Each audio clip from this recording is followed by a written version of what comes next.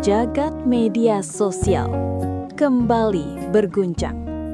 Sebuah video di ruang karaoke dengan pencahayaan remang dan suasana yang intim menjadi perbincangan panas.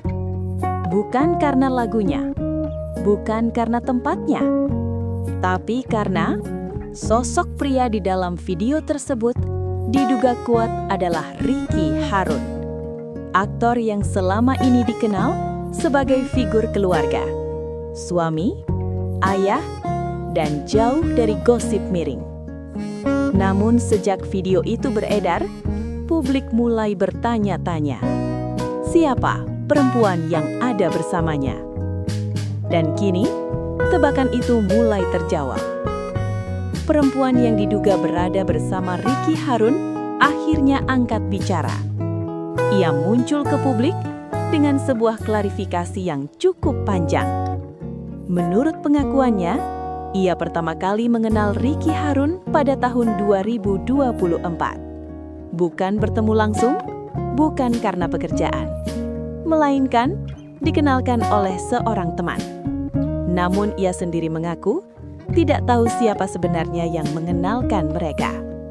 Dan sejak awal perkenalan itu, ia menegaskan satu hal penting. Ia tidak tahu bahwa pria yang dikenalnya adalah seorang artis.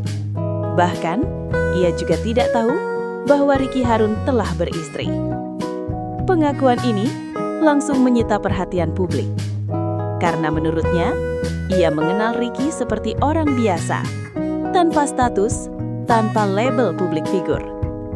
Lebih lanjut, perempuan tersebut mengungkap bahwa pertemuan mereka sangat terbatas.